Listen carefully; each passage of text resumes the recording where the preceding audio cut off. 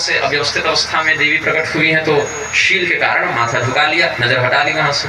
उतना ही अवकाश उनको चाहिए था, शत्रुओं को बाणासुर को उतना ही अवकाश चाहिए था कि भगवान की नजर हटे और हम भागे यहाँ से। और उसी अवकाश का माध्यम लेकर अंदर प्रविष्ट हो गया, किले को बंद कर लिया गया। वहाँ उसकी चिकित्सा होने लगी, जितनी मार कुटाई पड़ी होगी इतनी देर के युद्ध में, और नई सेना के साथ बाणासुर फिर युद्ध के लिए तैयार होने लगा। तब तक महादेव जी की नींद खुली, बड़े क्रोधित हुए, करे हमको इस प्रकार से सुलाकर हमारे भक्त को मार रहे थे। तो अपने ज्वर को, हर देवता के पास प्रकोप को व्यक्त करने के लिए कुछ अस्त्र होते हैं और कुछ शाप होते हैं। तो शाप जो है वह रोग का उदाहरण करके आता है, तो ज्वर बुखार का उदाहरण करके माहेश्वर ज्वर को भेजा गया है, जो 3 पैर और 3 मस्तक से युक्त है।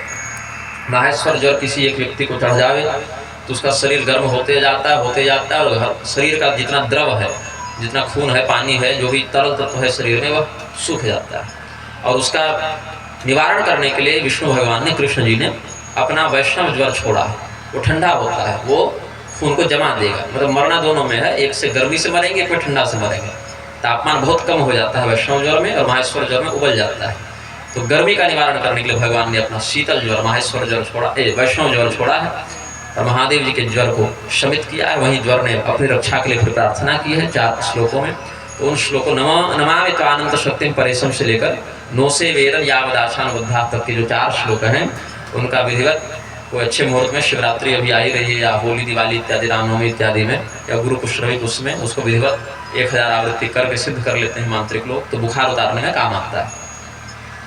तो भगवान रुद्र का ज्वर शांत हुआ और फिर बाणासुर जब आया तो भगवान ने अपना चक्र उस पर छोड़ा है।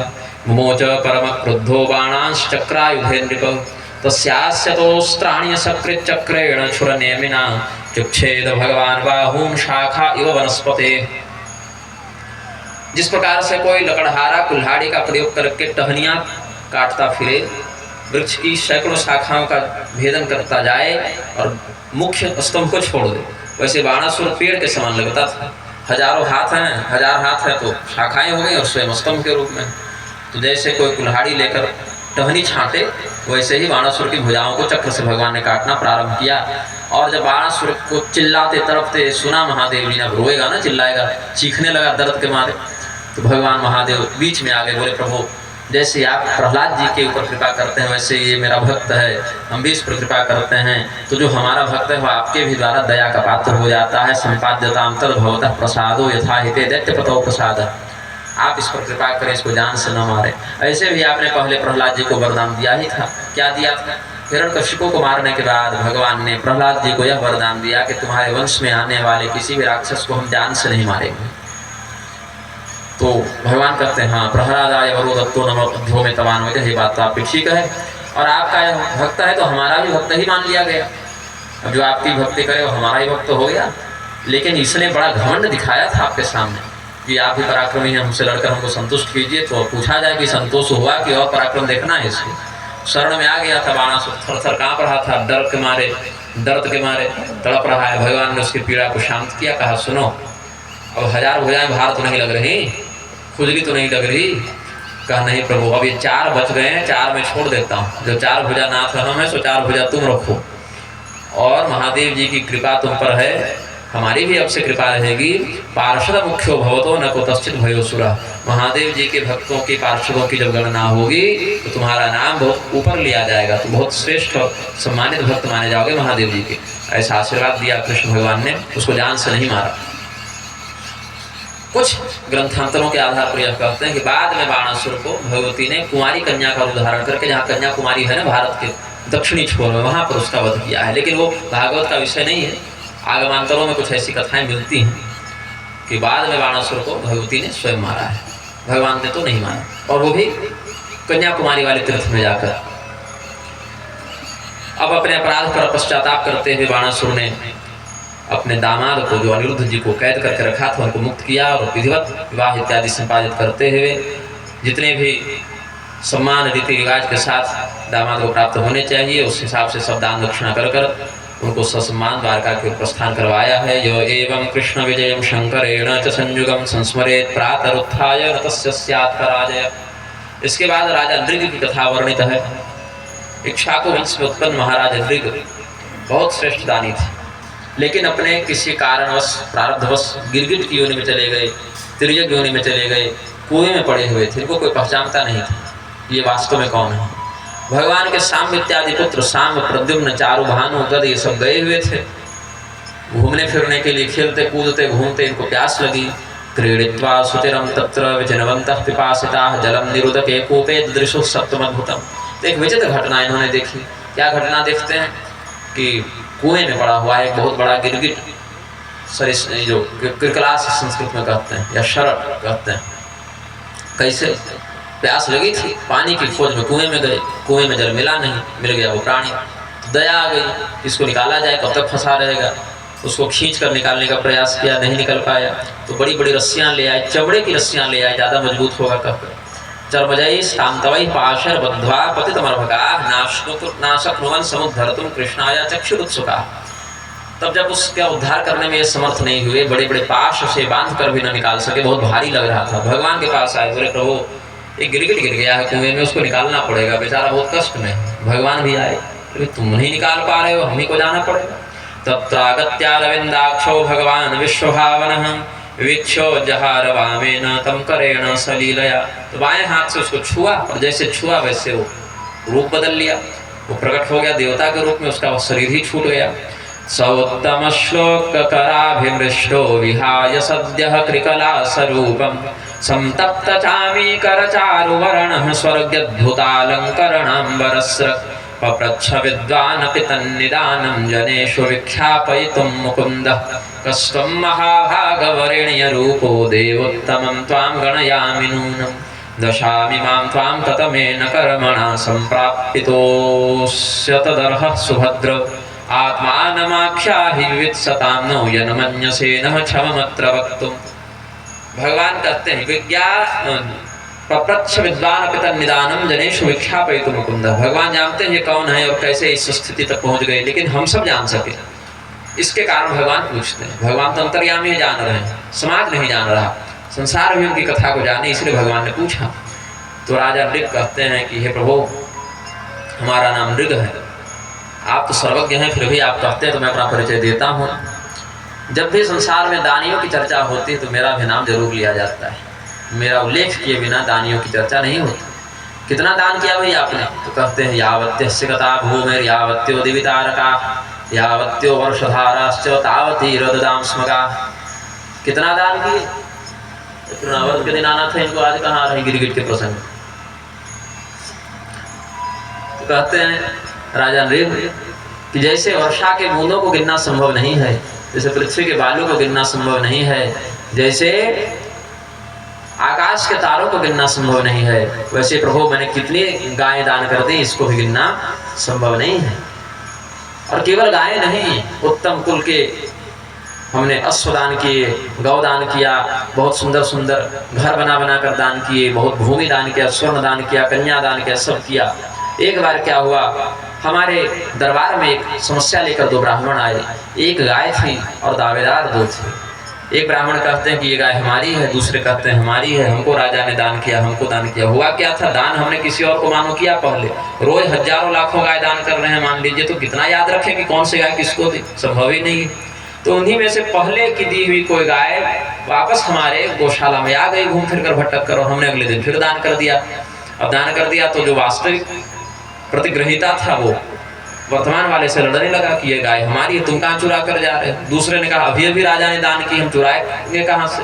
तो बात तो दोनों की सही थी, लेकिन हम कैसे जाने कि कौन सही बोल रहा है। हमने कहा महाराज अब इस गाय को यहीं छोड़ दीजिए और इसके बदले 1 लाख उत्तम गाय हमसे ले लीजिए, गवाम लक्षम प्रकृष्टानम दास्यामेशा प्रदीयताम, ये हमको वापस कर दीजिए, इसके बदले 1-1 गाय 1-1 लाख गाय ले लीजिए। तो ब्राह्मणों ने मना कर दिया, दोनों ने कहा कि हम लोभी नहीं है कि 1 लाख गाय के बदले इसको दे देंगे, ये हमारा है, हमारा अधिकार हमको चाहिए।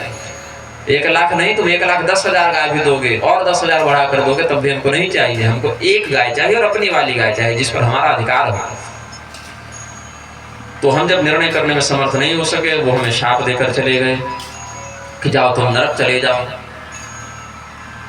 तो हम जब मृत्यु के अंतर संयमनीपुरी में यमराज के समक्ष उपस्थित हुए, यमराज ने हमारा कर्म पढ़ा, कहेंगे राजन तुमने तो गजब काम कर गया, इतना सुंदर दान दिया तुमने, इतने यज्ञ किए, इतने सब कुछ किए, तुम्हारा तो बहुत पुण्य है, लेकिन एक गलती हो गई है जीवन में। वो जो दो ब्राह्मणों के बीच का विवाद तुमने अधूरा छोड़ दिया, उसके कारण वो शाप लगा है। तो तुम्हारे पास विकल्प यह है कि पहले तुम इतने दीर्घ काल के पुण्य का उपभोग करो, या तो जो पाप है पहले उसको भोग लो। पहले क्या भोगोगे? तो हमने सोचा कि पाप ही पहले भोग लिया जाए, पुण्य के बाद अगर पाप भोगना पड़ा तो बड़ा कष्ट होगा। अब कोई कहे कि जीवन में तुम 80 साल की आयु लेकर आए हो, पहले 10 साल गरीब रहोगे और बाकी 70 साल धनी रहोगे, ये है कि पहले 70 साल धनी रहोगे और अंतिम 10 साल गरीब रहोगे? तो कहेगा पहले गरीबी है, जीवन बीते बाद में सुखी रहेंगे। तो हमने भी सोचा पहले पाप का दंड भोग लें, बाद में पुण्य का भोगेंगे पुरस्कार। तो प्रभु हमने कहा कि हम पहले पाप का दंड भोगेंगे। तो पूर्वम तम शुभम भुंक्षे उताहो निपते शुभम नाम तम दानस्य धर्मस्य पश्ये लोकस्य भास्वतः पूर्वम देवा शुभम भुंज यदि प्राहपतेति सह तावद्राक्षमात्मानं कृकला संपदन। प्रभु, तो हमने अपने आप को यमराज के आदेश से तत्काल नीचे गिरते देखा, हम गिरगिट बन गए थे, और आज आपकी कृपा से हमको इस योनि से मुक्ति प्राप्त हुई है। तो इसीलिए भगवान वहाँ पर स्थापित करते हैं सिद्धांत कि जहर जो खाता है वो केवल अपने ही मरता है, लेकिन विप्र धन का हरण करने वाला व्यक्ति स्वयं भी नष्ट होता है, अपने पूरे वंश को भी नष्ट करता है। इसीलिए नाहम हालाहलम मन्ये विषम से प्रतिक्रिया ब्रह्मस्व ही विषम प्रोक्तम नास्य प्रतिविधि भुवि। देवता के नाम पर लिया गया धन, विप्र का धन, गाय के नाम पर लिया गया धन ग्रहण अपने लिए नहीं करना चाहिए। अगर कदाचित आपने इमरजेंसी बोलकर कर लिया तो उससे बढ़ाकर अपनी जेब से प्रदान कर देना चाहिए। नहीं करने पर स्वदत्ताम परदत्ताम व ब्रह्मवित्तिम हरित्यय 60 वर्ष सहस्राणि विष्ठायाम जायते कृमि। मल का कीड़ा बनकर 60,000 वर्षों तक वह दंड भोगता है, जो इस प्रकार से लोभपूर्वक चंदा खा जाता है। किसका? देवताओं का धन खा जाए, गौ का धन खा जाए, विप्र का धन खा जाए तब। तो राजा लिख अजानंतमपि ह्येनं मृगं ब्राह्मण गौरीव, ये राजा लिख का चरित्र भगवान ने बताया। अब कुछ दिन के बाद बलराम जी के मन में इच्छा हुई कि वृंदावन वालों को बहुत दिनों से हमने हालचाल पूछा नहीं। रुक्मिणी जी वाले समय तो सब आए थे वहाँ से, रुक्मिणी जी का जब विवाह हुआ था तो यशोदा जी को भी बुलाया गया था, वृंदावन से भी सब अपने इष्ट मित्रों को बुलाया गया था। भगवान ने अपने विवाह में सबको बुलाया, लेकिन इधर से गए नहीं थे ये लोग। तो बलराम जी ने कहा कि चलोगे क्या, एक बार वृंदावन घूम के आवे? तो भगवान बोले कि नहीं नहीं, हम तो यहीं रहेंगे, आप घूम कर आइए तब तक। तो बलराम जी अकेले ही वृंदावन चले गए, और वृंदावन में बलराम जी कुछ समय रहे हैं। तो वहाँ भी वृंदावन में उन्होंने रास रचाया है। जैसे शरद पूर्णिमा को भगवान कृष्ण ने रास रचाया, वैसे चैत्र पूर्णिमा को बलराम जी ने रास रचाया, लेकिन उन गोपियों के साथ नहीं जिनके साथ भगवान ने रास रचाया। वृंदावन में कुछ गोपियां बलराम जी को भी पति रूप में प्राप्त करना चाहती थी। वो कथा यहाँ तो नहीं है, गर्ग संहिता इत्यादि में प्राप्त होगा विषय। जैसे कात्यायनी देवी की तपस्या करती हुई कुछ गोपियों ने भगवान कृष्ण को पति रूप में पाने की कामना की, वैसे ही दुर्वासा मुनि के मार्गदर्शन में संकर्षण भगवान की तपस्या करती हुई उन्हीं के स्वरूप शेष नाग के ही स्वरूप बलराम जी को पति रूप में प्राप्त करने के लिए कुछ नाग कन्याएं गोपी बनकर तपस्या करती थी। वो नाग कन्याएं गोपी रूप से अवतरित हुई थी। उन्हीं के साथ यमुना तट पर चैत्र पूर्णिमा को बलराम जी ने रास मंडल का प्रवर्तन किया। तो कृष्ण भगवान ने भी रास रचाया, बलराम जी ने भी रचाया। कृष्ण भगवान ने कब रचाया? जब शरद पूर्णिमा का समय था, 8वें-9वें वर्ष की अवस्था थी उनकी तब। और इधर बलराम जी ने यहाँ इतने प्रकरण के बाद जब दोबारा वृंदावन के प्रति गमन किया, तब वह चैत्र पूर्णिमा को रास मंडल वहाँ पर रचाते हैं। और इधर बलराम जी जब गए, द्वारकाधीश के पास एक दूत आया, करुष देश का राजा था पौंड्रक, और शाप के कारण यहाँ फंसा हुआ था। उसके उद्धार का समय आया है। उसको किसी ने बहका दिया कि देखो, वास्तविक नाम उसका भी वासुदेव ही था। तो उसको कह दिया गया कि भगवान का जो अवतार नहीं होने वाला था भक्तों पर कृपा करने के लिए, वो आप ही हैं। तो उसने उस बात को सत्य मान लिया। वासुदेवो हमित्यज्ञो दूतम कृष्णाय प्राहिणोत, और भगवान के पास दूत भेजकर कहता है वासुदेवो अवतीर्णो हमेक एव न चापरः भूतानां अनुकंपार्थं तम तमिथ्याभिधाम त्यज। क्या कृष्ण तू स्वयं को वासुदेव मानता है? नहीं, असली वासुदेव तो हम हैं। प्राणियों पर कृपा करने के लिए हमने अवतार लिया है, और तू स्वयं को झूठ मूठ का वासुदेव दिखाने के लिए मेरे समान शंख चक्र धारण करके रखता है। इन चिन्हों को छोड़ दे, नहीं तो मेरे द्वारा युद्ध की चुनौती को स्वीकार कर। और भगवान की सभा में दूत ने जब आकर ऐसा कहा, जबकि ये स्वयं नकली, ये स्वयं भगवान की नकल करके शंख चक्र बनाकर बैठा हुआ है, लेकिन इसने भगवान को कह दिया कि तुम नकली हो, या तो इन आभूषणों का, आयुधों का परित्याग कर दो, नहीं तो हमसे युद्ध करो। तो भगवान पर हंसे, भगवान के सभासद हंसे, फिर कहे कि ठीक है, अब सुदर्शन चक्र को तो छोड़ना ही पड़ेगा, कौमुदी की गदा भी छोड़नी ही पड़ेगी, लेकिन यहाँ नहीं छोड़ेंगे, युद्ध में छोड़ेंगे और तुम्हारे ऊपर छोड़ेंगे। तुमने कहा ना कि त्यक्त्वे हिमाम तुम शरणम नोचित देहि मम हवम, इन चिन्हों को छोड़ दो, नहीं छोड़ोगे तो युद्ध करो। तो युद्ध भी करेंगे और छोड़ेंगे भी, लेकिन युद्ध में तुम्हारे ऊपर छोड़ेंगे, अब तुम संभाल कर दिखाना। तो भगवान 5 अक्षौहिणी सेना लेकर वहां पहुंचे और भगवान से लड़ने के लिए पौंड्रक भी अपनी सेना लेकर आया है। तो उस समय पौंड्रक काशी में था, काशी में ही भगवान ने आक्रमण कर दिया और काशी राज मित्र था पौंड्रक का। काशी राज 3 और पौंड्रक 2, ऐसे कुल 5 अक्षौहिणी सेना के साथ भगवान से लड़ने के लिए आया। भगवान उसको देखकर बड़े प्रसन्न हुए, बोले वाह क्या नकल की हो, इतनी बारीकी से तुमने मेरा स्वरूप बनाया है, एकदम लगता है कि बिल्कुल जैसे मैं आईने के सामने खड़ा हूँ, कदवे में तुम लग रहे हो हमारे। मैं देख रहा है कि कौस्तुभमणि भी कहाँ से बना लिया है, वनमाला भी कहाँ से इसको मिल गई है, शंख चक्र भी बना लिया है, सीने पर भृगु जी के चरण का चिन्ह भी बना लिया है वक्षस्थल पर, और रेशमी पीताम्बर भी धारण कर लिया। अच्छा कोई बात नहीं, हंसने लगे। यथा नटम रंग गतम विजहास भृशम हरि, जैसे कोई नाटक कंपनी का व्यक्ति अभिनेता भगवान का रूप बनाकर अभिनय करे, वैसे भगवान ने देखा कि ये भी हमारा रूप अभिनेताओं के समान बनाकर बैठा है। भगवान उससे युद्ध करते हैं और अंत में उसका उद्धार करते हैं और उसके पक्ष से आए हुए काशीराज का भी मस्तक अपने चक्र से काट देते हैं।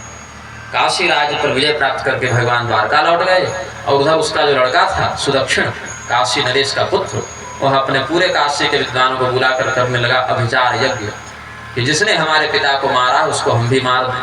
भगवान को मारने की इच्छा से महादेव जी की आराधना करने लगा। महादेव जी प्रकट भी हुए। सुदक्षिणोर्चयामास परमेण समाधिना प्रीतो विमुक्ते भगवान तस्मै वरमदाद्भव। विश्वनाथ भगवान प्रकट हुए, बोले क्या चाहते हो बताओ, हमारी आराधना करने का उद्देश्य क्या है। तो उसने कहा प्रभु हमको ऐसी शक्ति दीजिए कि हम किसी को भी मार सकें। महादेव जी बोले ठीक है, बहुत बड़ी शक्ति मांगते हो, लेकिन तुम्हें हम देंगे वह शक्ति, बस इतना ध्यान रखना कि गाय पर मत चला देना, ब्राह्मण पर मत चला देना, या जो इनके भक्त हों उन पर मत चला देना। गाय मारने नहीं दूंगा, ब्राह्मण मारने नहीं दूंगा, इनके भक्तों को मारने नहीं दूंगा, इनके अलावा तुम जिसको चाहो उसको मार सकते हो। तो सीधे शक्ति तो नहीं दिए भगवान, बोले मंत्र बता देते हैं। मारण मंत्र दे दिया, कहा इस मंत्र को इस विधान से ऐसे सिद्ध कर लेना, फिर तुमको वह शक्ति प्राप्त हो जाएगी। तो महादेव जी ने विधान बता दिया। अभिचार विधानेन सचाग्नि प्रमथर्वृतः साधयिष्यति संकल्पम ब्रह्मण्ये प्रयोजितः। ब्राह्मण और उनके भक्तों का अतिरिक्त सब पर यह काम करेगा मारण। तो महादेव जी के बताए मंत्र का जप करता हुआ अपने विद्वान पुरोहितों से आहुति दिलवाने लगा।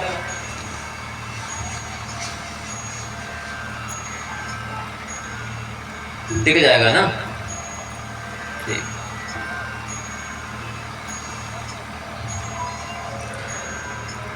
तो भगवान बैठे थे अपने नगरी में, चौसर खेल रहे थे, बलराम जी थे नहीं। उधर से अग्निकुंड से एक विशाल प्रेत प्रकट हुआ, कृत्यारूपी अग्नि प्रकट हुई। कितना विशाल उसका शरीर है, तो कहते हैं कि पदभ्याम ताल प्रमाणाभ्याम कंपन नवनीतलम, जैसे ताड़ का वृक्ष हो, और आज वाला नहीं, द्वापर युग वाला।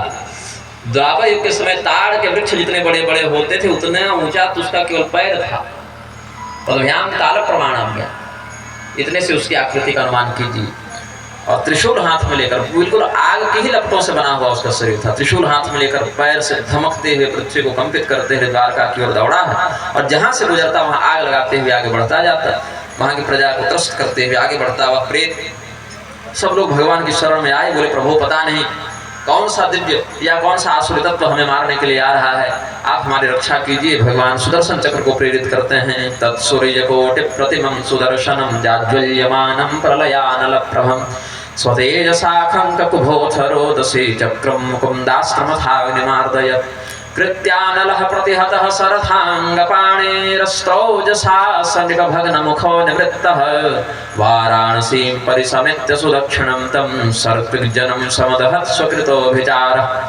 चक्रं च विष्णोस्तदनुप्रविष्टं वाराणसीं साट्टसभालयापणां। सगोपुराट्टालकोष्ठसङ्कुलां सकोसहस्त्यश्वरथान्नशालां। जब सुदर्शन चक्र टकराए हैं कृत्या से, तो कृत्या को तुरंत मारा नहीं, उसका मुंह तोड़ दिया बस। और टूटा हुआ भग्न मुख लेकर वह प्रेत वापस मुड़ा, भागने लगा, पहुंचा वहीं जहां पूजा पाठ कर रहे थे ये लोग। वहाँ जाकर यजमान को मारा, यजमान के गुरु जी को मारा, और फिर सुदर्शन चक्र ने उसका वध करके पूरे वाराणसी को राख कर दिया, अपने क्रोध से भस्म करके वापस भगवान की सेवा में आ गए। और इस घटना के बाद बलराम जी वृंदावन से आए। तब तक इतनी घटना भगवान अकेले ही संपादित कर चुके थे। जब आए तब पता है कि उधर एक और वासुदेव था, पता है आपको, उसके यहाँ ऐसी ऐसी घटना घटित हुई। तो बलराम जी फिर कुछ दिनों के बाद रैवतक पर्वत की ओर घूमने फिरने गए थे। वहीं एक वानर से उनकी मुठभेड़ हुई। ये वानर कौन है? भगवान श्री रामचंद्र जी की वानर सेना में मैंद्र और द्विविद नाम के दो भाइयों का वर्णन आता है, जो बड़े पराक्रमी थे, जो सुग्रीव जी के मित्र भी थे। उसमें मैंद्र और द्विविद, इनमें जो द्विविद था वो बड़ा उत्पाती था, अनुशासनहीन था। बाद में इसकी मित्रता हो गई थी नरकासुर से, भौमासुर से। और भगवान ने जब भौमासुर का वध कर दिया, इसको बहुत बुरा लगा, करे हमारे मित्र को कैसे मार दिया। तो द्वारका में जाकर उत्पात करने लगा, द्वारका वासियों को पीड़ित करने लगा। और बलराम जी को रैवतक पर्वत पर इसने जाकर बहुत अपमानित किया, तिरस्कृत किया। तो बलराम जी ने फिर इस पर प्रहार करके इसका उद्धार किया है। दुर्योधन की पुत्री का स्वयंवर आगे वर्णित है। दुर्योधन सुताम राजन लक्ष्मणाम समितिंजय स्वयंवरस्था महरत सांबो जाम्बवती सुता। दुर्योधन के दो संतानों का वर्णन शास्त्र में मिलता है। एक बड़ी बेटी थी और उससे छोटा एक पुत्र था। तो पुत्री का नाम था लक्ष्मणा और पुत्र का नाम था लक्ष्मण। तो लक्ष्मण जो थे, दुर्योधन के पुत्र वाले लक्ष्मण, तो महाभारत के युद्ध में अभिमन्यु के हाथों वीरगति को प्राप्त हुए। अभिमन्यु की अवस्था उसमें 16 साल की थी, लक्ष्मण की अवस्था मात्र 9 साल की थी। तो 9 साल की उम्र में ही वह युद्ध करते हुए वीरगति को प्राप्त हुए थे। और इनकी जो बहन थी, बड़ी बहन थी लक्ष्मणा, उसका स्वयंवर अभी चल रहा है। वहीं पर सांब भी उपलब्ध थे। सांब कौन है? ये कुमार कार्तिकेय के अवतार हैं और जाम्बवती के पुत्र हैं। भगवान कृष्ण ने समंतक मणि वाले प्रकरण में जो दूसरा विवाह किया, आपको हमने कल बताया था, वहाँ जाम्बवती देवी के गर्भ से सांब को प्राप्त किया है। जाम्बवती देवी उनकी दूसरी पत्नी है। स्वयंवरस्था महरत सांबो जाम्बवती सुता। स्वयंवर में स्थित उस राजकुमारी का अपहरण सांब ने किया, अपने रथ पर बैठाए और ले आने लगे। तब तक जितने कौरव थे और कौरवों के पक्षवर्ती शकुनी, ये कर्ण, ये सब थे, ये पीछा करते हैं और अकेले ही सांब को घेर कर युद्ध करने लगे। जब तक सांब के पास सभी शस्त्र विद्यमान थे तब तक तो वो युद्ध करते रहे। बाद में हथियार समाप्त हो गए, सांब के धनुष को काट दिया गया और चारों ओर से घेर कर उनको रथहीन करके कैद कर लिया गया, जेल में डाल दिया गया। और इस बात का समाचार लेकर नारद मुनि पहुंचे द्वारका। बोले, प्रभु इस बार वही आपके पुत्र का अपहरण हो गया। कैसे? इस बार वो हस्तिनापुर की जेल में है सांब। भगवान के इतने नाती पोते थे, कौन जाकर कहाँ लड़ रहा है, कौन कहाँ भिड़ा पड़ा है, कौन किसके जेल में है, सबको देखना पड़ता था भगवान को भी। इतना बड़ा परिवार होगा तो क्या होगा, कहते हैं। बाप दादा का बड़ा नाम हो, 10-20 नाती पोते, तो कहीं न कहीं कोई कांड करते ही रहेंगे। जीवन हर पंचायती में उनका जीवन बीतेगा कि नहीं, यहाँ बेल कराने जाना है तो यहाँ अरेस्ट वारंट कैंसिल करवाने जाना है, तो यहाँ पर जाकर पंचायत में कहना है। भगवान का भी इतना बड़ा परिवार था और सब एक से एक तेजस्वी, सब जाकर भीड़ जाते थे। तो भीड़ गए सामने और जेल पहुंच गए। तो बहुत क्रोध आया कृष्ण भगवान को। अरे दुर्योधन का इतना साहस कि हमारे पुत्र को कैद कर ले, चलो नारायणी सेना तैयार करो, हस्तिनापुर पर आक्रमण करना है। तो बलराम जी मना किए, बोले कहाँ आक्रमण करना, अरे सब अपने घर वाले तो है, सब नाते रिश्ते ले देकर किसी किसी रिश्ते में तो कोई लगेगा। और हमारा चेला है दुर्योधन। शतधर्मा वाले प्रसंग में हमने बताया था, जो बहुलाश्व जनक के यहाँ मिथिला में रहे बलराम जी, कल बताया था हमने, वहीं दुर्योधन को गदा युद्ध की शिक्षा दी है। तो अपना चेला भी है, तो हम कहेंगे बात मान जाएगा। और कन्या की अनुमति है, सहमति, उसमें क्या है, लड़का लड़की पसंद कर ही रहे हैं, दोनों क्षत्रिय हैं, ही दोनों का कुल उत्तम है, पारिवारिक पहले से परिचय है, इसमें क्या झगड़ा और युद्ध करना हम लोगों को।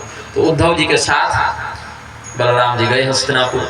हस्तिनापुर की सीमा से बाहर एक बगीचे में रुक गए। उद्धव जी को कहा कि आप जाकर राजमहल में हमारे आगमन की सूचना दें। उद्धव जी पहुंचे सूचना देने के लिए। तो बड़े सम्मान के साथ जो बड़े बुजुर्ग थे, दुर्योधन इत्यादि भी पहुंचे हैं बलराम जी का स्वागत करने के लिए। तम संगम्य यथा न्यायं कामर्घ्यं च निवेदयन् येषां तेषां एतत् प्रभावज्ञाः प्रणयमुः शिरसावनम्। उनमें जो बलराम जी के प्रभाव को जानते थे उन्होंने तो प्रणाम किया, और बाकी लोग एक राजोचित उपचार के साथ औपचारिकता दिखाते हुए मिले। एक दूसरे से मिलकर हाल समाचार पूछा। बलराम जी का भतीजा जेल में है यहीं पर, लेकिन उनकी कोई चर्चा चल नहीं रही। अभी केवल हाल समाचार, आपके यहाँ सब कैसा, तो आपके यहाँ सब कैसा। फिर बलराम जी ने अपने आगमन का कारण बताया कि देखो उग्रसेन महाराज का आदेश लेकर हम तुम्हारे पास आए हैं। हमारे महाराज उग्रसेन ने आदेश दिया है कि राजकुमार सांब को इस प्रकार से कैद में डालकर तुम लोगों ने बहुत बड़ा अपराध कर दिया, ये दंडनीय अपराध कर दिया। लेकिन तुम चूंकि हमारे नाते रिश्ते में आते हो, सब घर परिवार की बात है, इसीलिए हम दंड नहीं देंगे, युद्ध नहीं करेंगे। सेना तैयार है, लेकिन एक अवसर तुमको दिया गया है कि तुम क्षमा मांगते हुए हमारे भतीजे को वापस करो और बहू को ठीक से विदागिरी देकर हमारे यहाँ के लिए प्रस्थान कराओ। ये कहना था कि दुर्योधन जो लड़की का पिता है वह क्रोधित हो गया, कहा अच्छा अब हम लोग नाते रिश्ते वाले हो गए, आपसे कैसी रिश्तेदारी हमारी। अरे भाई बलराम जी, कहाँ आप लोग जंगल गाय चराते हुए बचपन बिताए हैं, आप लोगों के साथ हम लोग उठने बैठने लगे, थोड़ा खाने पीने लगे, सिंहासन बैठने के लिए देने लगे हम लोग, तो आप लोग हमारे नाते रिश्ते वाले हो गए। जूता रहिए जूता बनकर, जूता को पैर में पहना जाता है, माथा पर जूता को रखा नहीं जाता बलराम, इसलिए माथा पर चढ़ने की आवश्यकता नहीं है। तो क्या कह दिया दुर्योधन ने कि इन यदुवंशियों का घमंड तो देखो, ये लोग सब इनको राजा मान बैठे, ये जानते ही नहीं कि असली गद्दी हमारे पास है। अरे इनके साथ हम उठने बैठने लगे, चलो ठीक है, थोड़ा सम्मान देने लगे, थोड़ा अभिवादन करने लगे, तो कहते क्या है कि आल रुक्षत तिपान अदवई शिरो मुकुट सेवितम, स्वयं जूता होकर माथा पर चढ़ने का प्रयास कीजिएगा बलराम जी, तो बहुत बुरा हो जाएगा। और सुन लीजिए, ये जो अपराध किए इसका भयंकर दंड मिलेगा। क्या दंड मिलेगा? तो जो सिंहासन हम लोगों ने दिया, जो मुकुट हम लोगों ने दिया, वो सब वापस छीन लेंगे, आप लोग वापस जंगल चले जाइए गाय बैल चराने के लिए। और हम जो कह रहे हैं उसमें हमारी कोई अहंकार की वृत्ति है, कोई अतिशयोक्ति है, कोई बकवास नहीं करे, डींग नहीं हाँक रहे हैं। ये हस्तिनापुर है, यहाँ भीष्म पितामह हैं, यहाँ द्रोणाचार्य हैं, यहाँ अर्जुन हैं। अच्छा, अर्जुन से कभी प्रेम था नहीं इसको दुर्योधन को, लेकिन जब नाम जोड़ाना है खानदान का तो अर्जुन का जोड़कर नाम बताया। आज अगर हम चाह लें कि हमको इंद्र के सिंहासन पर बैठना है ना, कोई भी एक योद्धा चला जाए हमारे यहाँ से, अर्जुन हो जाए, चाहे भीष्म हो जाए, चाहे द्रोण हो जाए, कोई एक चला जाए स्वर्ग ना, तो इंद्र को नीचे उतार कर सिंहासन लेकर आ जाएगा कि हम इंद्र के आसन पर अब बैठेंगे। वो तो इंद्र अपने गद्दी पर इसलिए बैठते हैं कि हमको जाने का मन नहीं है। कथमिंद्रोपि कुरुभिर्भीष्म द्रोणार्जुनादिभिः अदत्तमवरुन्धीत सिंहग्रस्तविवरणः। जंगल में अगर भेड़ जिंदा है तो सिंह की दया पर जीवित है। अगर एक ही जंगल में भेड़ भी और सिंह भी है, और भेड़ जिंदा है, जीवित है, तो मतलब सिंह की दया पर वह जीवित है, नहीं तो जब चाहे मार दे। वैसे इंद्र है भेड़ और हम लोग हैं सिंह, और आप हैं जूता, माथा पर मत बैठे, ऐसी तुलना कर दी और चला गया। अब उद्धव जी बोले प्रभु अब क्या करना है, ये तो मुंह पर गाली देकर गया है, अब वापस द्वारका जाकर क्या उत्तर देंगे। भगवान तो कहे थे ये बड़ा दुष्ट है, बिना लात जूता के ये नहीं मानेगा। दुर्योधन बात से कभी नहीं मानेगा, जब तक उसको दंडित नहीं किया जाएगा उसकी बुद्धि सुधरेगी नहीं। अब हम ही लोग युद्ध रुकवा कर आए हैं बात करने, और बात का परिणाम ये निकला। बलराम जी हंसने लगे, क्रोध तो बहुत आया लेकिन हंसे फिर। अच्छा, प्रहसन मुह, हम जूता है, ये माथा है, ये पराक्रमी हो गया, और गदा युद्ध की शिक्षा हमें दी है इसको, लड़ा कैसे जाता हम सिखाए हैं इसको, और ये इतना बड़ा पराक्रमी बन गया कि इंद्र इसकी दया पर अपनी गद्दी पर बैठ रहे हैं। कोई बात नहीं, गलती तो हम लोगों से हुई कि इनका दिया सिंहासन हमने स्वीकार कर लिया, गलती तो हमसे हुई कि इनका दिया मुकुट हमने स्वीकार कर लिया। क्यों? अरे ये सिंहासन क्या हमारे योग्य है? नहीं, हम इस सिंहासन पर बैठने के योग्य नहीं हैं, क्योंकि हम ब्रह्मांड के सिंहासन पर बैठने वाले हैं। अगर हम ब्रह्मांड के स्वामी होकर इनके द्वारा दिए सिंहासन पर बैठने लग गए तो हमारा स्तर तो गिरेगा ही। तो ये तो ठीक बात है भाई, आप कीचड़ में घुसेगा तो शरीर तो दुर्गंध से युक्त होगा ना। जिनके चरणों की सेवा करते करते लक्ष्मी जी ने पूरा अस्तित्व अपना सौंप दिया, वो लक्ष्मीपति भगवान इनके द्वारा दिए गए धन से धनवान बनेंगे। अब ये स्थिति हो गई हमारी, कोई बात नहीं। अब देखते हैं कि इनका राज्य, इनकी संपदा कितनी बड़ी है। अपने हल और मूसल का स्मरण किया और दिव्य मार्ग से उनको विस्तृत कर लिया, और कहा कि जैसे कोई किसान हल की नोक से भूमि को उखाड़ देता है, वैसे हम हस्तिनापुर को उखाड़ कर गंगा जी में डाल देंगे। पूरा नगर ही इनका हम जल में विसर्जित करके जाएंगे यहाँ से। गृहीत्वाहमुत्तस्थो दहन्निवजगत्रयं लांगलाग्रेण नगर मुदविदार्य गजाह्वयं विचकर्षत् स गंगायां प्रहरिष्यन्नमर्षितः जलयान विवाघूर्णं गंगायां नगरं पतत्। अपने हल की नोक से भूमि को विदरण किया और कहा कि पूरा का पूरा हस्तिनापुर अपने प्रभाव से उखाड़ कर गंगा जी में डालेंगे और विसर्जन करके जाएंगे, हर हर गंगे हो जाएगा इनका। और बलराम जी ने जैसे उखाड़ना प्रारंभ किया, वो टेढ़ा होने लगा हस्तिनापुर। जैसे नाव डगमगाए वैसे नगर डगमगाने लगा। सब लोग दौड़ते हुए गए, क्या करें अब कैसे बचे, सब समझ गए। एक आध थप्पड़ जाते जाते सबको ज्ञान हो जाता है तुरंत कि हम रॉन्ग नंबर लगा दिए थे यार। सब गए दुर्योधन के पास कि तुम्हारी मूर्खता और बकवास के कारण सभी सत्पुरुषों के प्राण संकट में पड़ गए हैं, पहले अपने दामाद को जेल से निकालो, बेटी और दामाद को आगे करो और उनके पीछे पीछे चलते हुए बलराम जी को जाकर प्रणाम करो। तो दुर्योधन दौड़ता हुआ गया, जेल खाने के दरवाजे खुलवाए, शाम को बाहर निकाला, कहा कि भैया आप क्षमा कर दीजिए, सब दाम दक्षिणा दिया, वहीं से लेकर बलराम जी के पास पहुंचा और कहता है कि हम मूर्ख हैं, मूढ़ा नाम न बुद्धि नाम था तुम्हारे श्रीक्रमम, हम बहुत बड़े मूर्ख हैं कि हमारे मुख से ऐसी ऐसी बातें निकल गई, पता नहीं कैसे निकल गया मेरे मुख से, आप हमारे अपराध को क्षमा कर दीजिए। आप ही विश्वकर्मा हैं, आप ही शेषनाग हैं, आप ही पूरे ब्रह्मांड के स्थापत्य धारक हैं, इसीलिए त्वमेव मूर्धनि दमनं तलीलया भूमंडलम बिभर्षि सहस्रमूर्धन अन्ते च यः स्वात्मनिरुद्ध विश्वः शेषे द्वितीयः परिशिष्यमानः।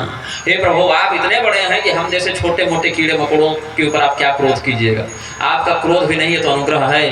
कोपस्ते खिल शिक्षार्थम न देशान न च मत्सरात् बिभ्रतो भगवान सत्वं स्थितिपालन भगवान सत्वं स्थितिपालन तत्परः नमस्ते सर्वभूतात्मन सर्वशक्तिधराभ्यय विश्वकर्मन् नमस्ते स्तुतां वयं शरणं गताः। बलराम जी प्रसन्न थे, बोले यही बात पहले बोल देते तो इतना तुम लोगों को कष्ट नहीं होता, संकट नहीं होता। बलराम जी अपने भतीजे को और पुत्रवधू को लेकर आए। घर आए तो कृष्ण भगवान बोले कि बहुत विलंब हो गया आने में, बात से लगता है बात नहीं बनी। बलराम जी बोले कि बात तो नहीं बनी, हल का प्रयोग करना पड़ा, लेकिन युद्ध तो नहीं लड़े ना, तो युद्ध ही लड़के आए हैं आप उससे, युद्ध के बिना बात कहाँ बनी, सेना के बिना भले गए लेकिन बिना लड़े कहाँ वह बात सुना। यही है दुर्योधन का स्वभाव। दुर्योधन अगर बात मान ही ले तो किस बात का दुर्योधन, रावण अगर माथा झुका ही दे तो किस बात का रावण। इनके व्यक्तित्व का यही अवगुण आधार है इनके व्यक्तित्व का। अगर ये झुक जावे, किसी की बात मान ले तो दुर्योधन का दुर्योधनत्व समाप्त हो जाएगा, रावण का रावणत्व समाप्त हो जाएगा। यही जिद्द और यही मूर्खता, यही अहंकार इनके अस्तित्व का आधार है। अब नारद जी के मन में एक विस्मय हुआ था कि भगवान ने इतना विवाह किया है तो सबका भरण पोषण संसाधन कैसे संभालते हैं। तो नारद मुनि भगवान की दिनचर्या देखने गए कि कितना